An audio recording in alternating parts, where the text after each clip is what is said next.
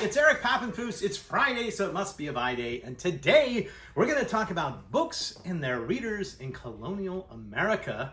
Why? Well, because I've come across what may be the single most important book ever read in Colonial America. Oh. Our copy. Let's see what you think when we get to it. But first, I want to tell you about an auction which I participated in but did not win over the weekend. Oh. It was a book which purported to be the oldest book with provable provenance to an American bookseller. And it's actually reproduced in this wonderful multi-volume series, The History of the Book in America, published by UNC Press. Here's the title page of the book that went up for auction, and it basically says where it was purchased. It was purchased at Usher's, which was a bookseller in Boston back in the 1660s, 1666. And that, as they say in the book, is considered the earliest proof of a book being purchased in America. Uh-huh. Guess how much that went for at the auction? Oh, 10,000? No, less than that. But okay. It did go for far more than my budget, like $5,000. But it got me thinking, well, what is the oldest book that we have in this room of old books that we can prove came from a bookseller in America? And I think I found it. I did some searching. I was looking at all of our descriptions. And it's this little book, which is really a cool book. It is a book called The Young Secretary's Guide, or A Speedy Help to Learning, that was published in Boston, as you can see there, in 1727.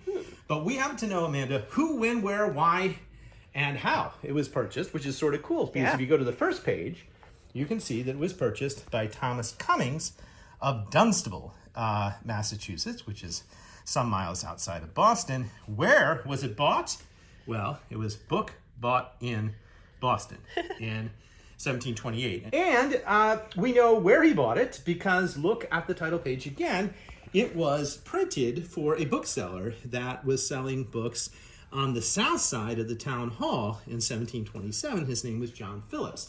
And if you do some research on John Phillips, you'll know that he was a bookseller, not a printer. So other people would have printed this book for him to sell. And the what they're calling here the townhouse is the old Boston State House, which is still in existence today. It's the site of the Boston Massacre. It's a big, beautiful colonial building. But the first floor of the building, it was also called the Exchange, and it had some other names, was filled with bookseller stalls. The second floor had the legislature and the colonial government in Massachusetts, but the first floor was dedicated to merchants and booksellers, and our bookseller here, Mr. John Phillips, would have sold the book down there. Now, this was an interesting book because at the time, most of what the booksellers in Boston were selling were religious tracts. Somebody would give a sermon one Sunday, they'd publish it, they'd sell it. That was pretty much it. There was no literature, all that would have been imported from England. But there were some occasional practical handbooks, and this is a practical handbook. And it was obviously very popular in colonial America because it told you a couple things. It told you how to write a letter. So it's got these great examples of like a letter excuse from a son to a father. Dear honorable father, and then it goes on about how to basically apologize to your dad. It also has a little bit of a dictionary in it, which I found very interesting, early American dictionary here, of words that are difficult to understand, but that you might want to use in your letters. I love the fact that it begins with anathema. Yeah.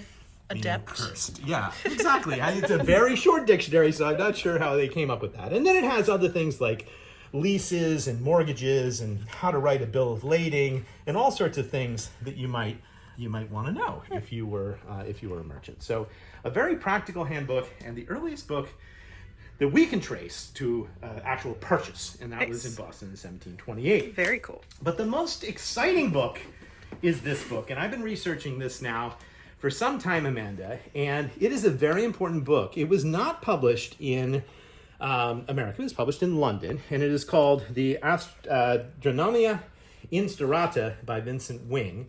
It was published in London in 1656.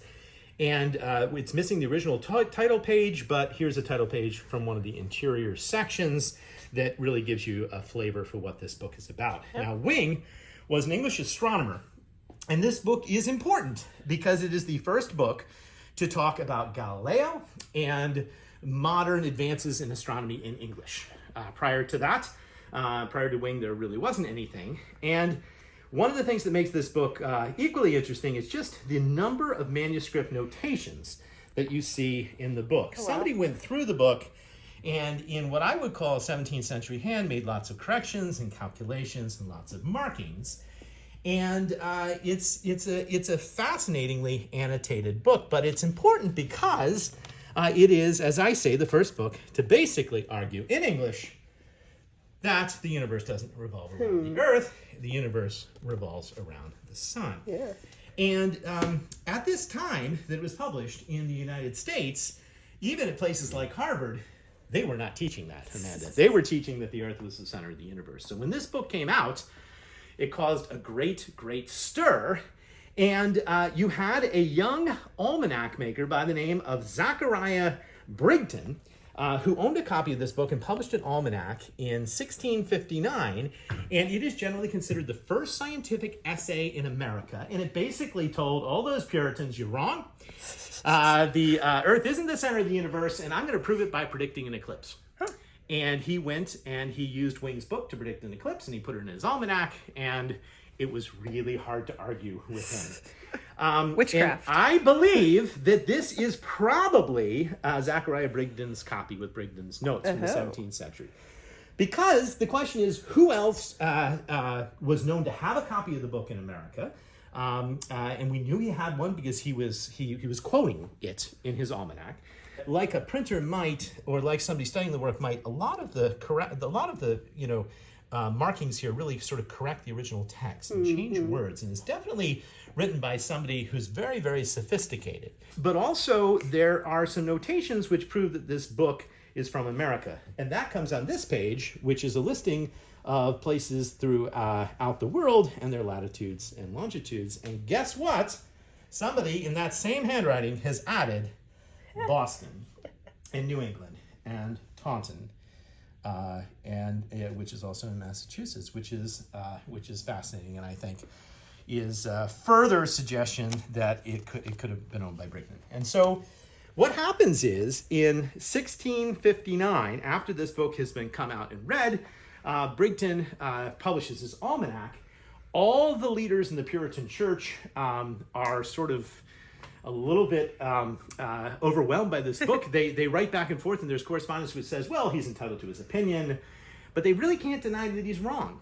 And then what happens within the next decade, the students at Harvard revolt against their professors, and they refuse to accept the old theories, and they boycott class until they start teaching this new astronomical theory. And I would argue that's why this book might have been the most important book that was read in colonial America, because it literally transformed how we thought of ourselves in the universe. It empowered scientific exploration and education in ways that were never done. Zachariah Brigden goes on into complete ignominy. We have no idea what happened to him after this book. Here's an interesting little note. A lot of the notes have what is called a manicule. Do you know what a manicule is? No. If you're a Monty Python fan, you might know what a manicule is. Amanda, look, it is a pointing finger, which people sometimes do in the margins of books, especially early modern books, to say this is an especially important note. Take a look. Monty Python would have giant fingers that would come down. And there's several examples of manicules here in the book. There may be a John Adams connection to this book as well, because the book has a reference to Charles Francis Adams in the beginning of the book. It says here in the book, gift of Professor Charles Francis Adams, who is John Adams's grandson, and it's possible that Adams, whose favorite topic was astronomy, owned this book at one point in time. There's also an early example of profanity in the back of this book. Amanda, I'm going to show it to you because can you see Brigden writing this after he finished his almanac? It literally says, well, it says "kiss my ass" in the back of the book, and that is quite some profanity for the end of an American astronomy book. The single most important book potentially read in colonial America. A lot more research needs to be done. I've got to compare the handwriting to Brigden's, but it's really, really interesting. We're going to end with a funny book. Are you ready? We go from high astronomy, high science, to low science. It's The Dirt Hole and its variations. Okay. And it goes through all the different types of dirt holes, Amanda. I mean, you've got, for instance, dirt hole with urine. Sure. You have, you've got the double dirt hole, and there's actually also a triple dirt hole in this book, and a conclusion. The Dirt Hole and all its variations, a very important book for walking around and examining dirt holes. Well, thanks for watching. I hope you'll watch next week and every week for more adventures in the world of books.